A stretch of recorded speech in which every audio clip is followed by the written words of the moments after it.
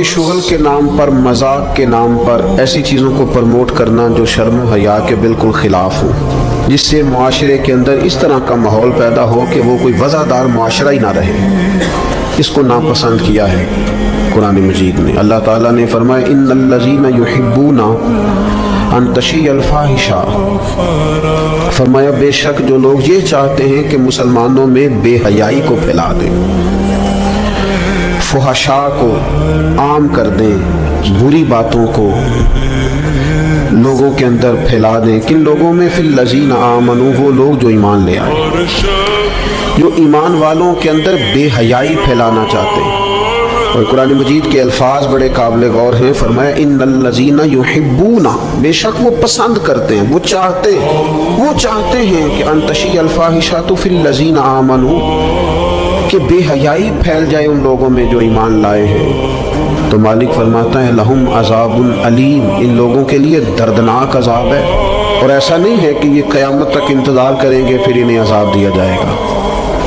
یہ عذاب کہاں کہاں ملے گا؟ فی الدنیا والآخرہ، جو مسلمانوں میں بے حیائی پھیلانے کو پسند کرتے ہیں انہیں دنیا میں بھی عذاب ہوگا اور آخرت میں بھی عذاب ہوگا، اور عذاب بھی عذاب علیم، دردناک عذاب ہوگا۔ فرمایا واللہ یعلم اور عذاب بھی عذاب علیم، دردناک عذاب ہوگا۔ فرمایا واللہ یعلم وانتم لا تعلمون، اللہ جانتا ہے تم نہیں جانتے۔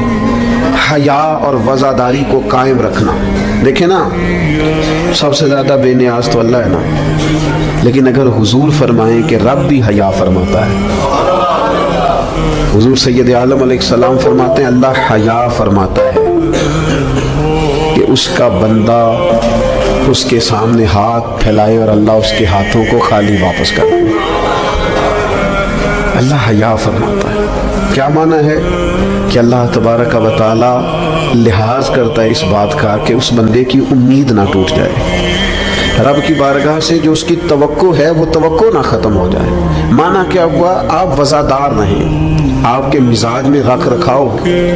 بعض لوگ بعض اوقات ایسی بات بول دیتے ہیں، ایسی بات کر دیتے ہیں، اس طرح کی گفتگو ان سے سرزد ہوتی ہے کہ وہ محسوس ہوتا ہے کہ جو اس بندے کی شخصیت ہے نا، جو اس کی پرسنالٹی ہے، اس کے ساتھ وہ بات میچ نہیں ہوئی۔ تجھے تو بہت زیادہ خیال والا ہونا چاہیے، تیرے مزاج کے اندر تو بہت زیادہ وزاداری ہونی چاہیے۔ نبی پاک صلی اللہ تعالی علیہ وسلم نے فرمایا رب حیا کرتا ہے، اور ایک مقام پہ حضور نے فرمایا جب سفید داڑھی والا مسلمان قبر میں جاتا ہے تو اللہ فرشتوں سے فرماتا ہے اسے عذاب نہ دینا، مجھے حیا آتی ہے۔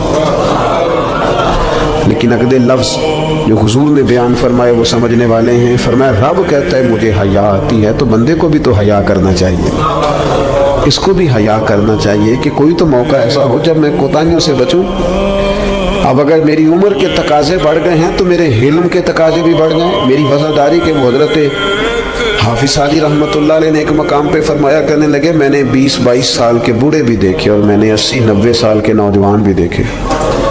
حضور یہ کیا بات ہوئی؟ فرمانے لگے عمریں بڑی زیادہ ہو گئی ہیں لیکن اپنے مزاج کے لحاظ سے وزادار بچپنا ہے طبیعت، ابھی بھی عادات ایسی ہیں کہ جن میں غور کرنے کی ضرورت ہے۔ اور فرماتے ہیں کچھ لوگ ایسے ہیں کہ عمریں تھوڑی ہیں لیکن انہوں نے اپنے آپ کو سمیٹ لیا ہے، بعض چیزوں پر اپنے اوپر پابندی کر لی ہے، بعض چیزوں کا لحاظ کرتے ہیں، کچھ معاملات سے بڑی ہمت کر کے بچتے ہیں۔ پھر انہوں نے نتیجہ نکالا، کہنے لگے میں اس نتیجے پہ پہنچا ہوں کہ بزرگی عمر کے ساتھ نہیں ہوتی، علم اور حلم کے ساتھ ہوتی ہے، علم اور حلم کے ساتھ بزرگی کا تعلق ہے۔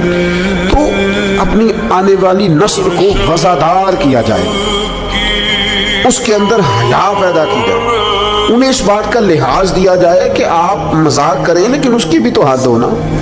آپ یقین کریں بعض لوگ دادا کے ساتھ شغل کر رہے ہوتے ہیں، اپنے دادا کے ساتھ اس کا مذاق بنا رکھا، معذرت اپنے والدین کے بارے میں باتیں کر کے وہ ہنس رہے ہوتے ہیں، اور کئی دفعہ والدین سپورٹ کر رہے ہوتے ہیں، کہتے ہیں کہ بڑا اس کا مذاق والا مزاج ہے، مجھے بھی معاف نہیں کرتا۔ تو آپ اسے کیا بنا رہے ہیں؟ جب یہاں بھی اس کا پردہ قائم نہیں ہے تو پھر اس کا پردہ کہاں قائم ہوگا؟ اس کی طبیعت کے اندر ٹھہراؤ ہونا چاہیے۔ وہ لوگ تو وہاں بھی وزادار تھے جہاں بات کرنے کی ضرورت ہے۔ نبی پاک علیہ السلام نے صحابہ سے پوچھا کہ وہ کون سا درخت ہے جس کی مثال مومن کی طرح ہے. تو حضرت عبداللہ ابن عمر فرماتے ہیں مجھے سوال کا جواب آتا تھا کہ وہ کھجور کا درخت ہے.